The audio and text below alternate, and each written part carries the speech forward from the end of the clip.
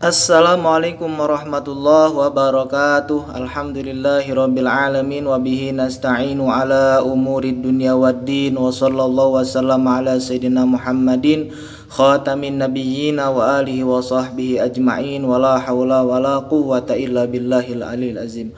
Kaum muslimin wal muslimat, subscriber 165 Kitab Kuning. Alhamdulillah dina siang ayeuna dina puasa nu katilu urang sadayana neraskeun ngaos kitab Safinatun Najah. Alhamdulillah lebat kana tasdidna sholawat sareng lafaz sholawat anu pangsakedikna sareng salamnya. Jadi sholawat ka Kanjeng Nabi sareng aweh salam dina salat. Qala musannifu Syekh Salim bin Sumair Al-Hadrami fi kitabi Safinatin Najah rahimahullahu ta'ala wa nafa'ana bihi wa bi ulumihi amin ya rabbal alamin.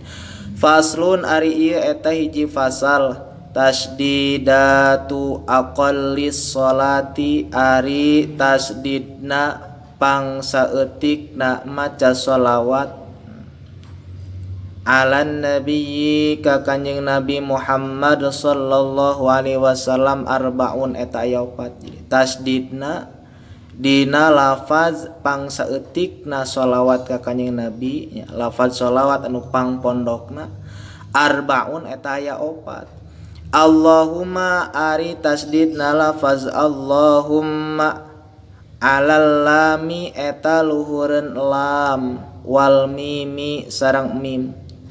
Sholli ari tasdidna lafaz sholli alal lami eta luhureun lam. Ala Muhammadin ari tasdidna lafaz ala Muhammadin alal mimi eta luhureun mim. Jadi lafaz pangsaeutikna pangpendekna sholawat ka Kanjeng Nabi teh eta Allahumma sholli ala Muhammadin. Dina tasyahud akhir maca sholawat ka keluarga Kanjeng Nabi kalebetkeun kana sunnat abad. Numawi lafaz sholawat ka Kanjeng Nabi sareng ka kulawargina nu pangpondokna dina tengahna nya dina kasih petu saja lafazna teh Allahumma sholli ala Muhammadin wa alihi. Nah, bisa sakitu oge cekap.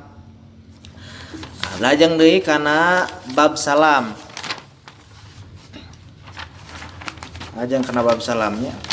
Nah, paslun ari ieu eta hiji pasal.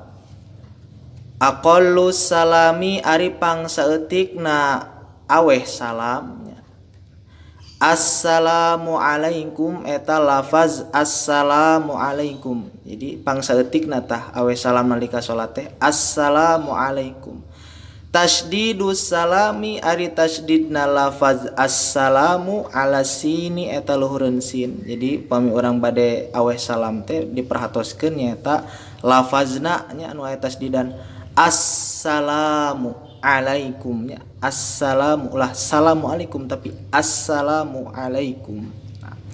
Panginten sakitu nu tiasa kapihatur, mudah-mudahan aya guna sidareng manfaatna. Jadi pangsakedikna maca sholawat ka Kanjeng Nabi cekap ku Allahumma sholli ala Muhammadin wa alihi dina tasyahud akhir. Atanapi pangsakedikna awe salam nyaeta assalamu alaikum. Insyaallah enjing dilajengkeun kana pirang-pirang waktuna sholat. Mudah-mudahan orang sadayana dipaparinan kesehatan jembar rezeki ya. Oge dipaparinan ridona Allah subhanahu wa ta'ala anu utami. Haturkeun nuhun ka wargi sadayana. Subhanakallahumma wa bihamdika asyhadu an la ilaha illa anta astaghfiruka wa atubu ilaik. Wassalamualaikum warahmatullahi wabarakatuh.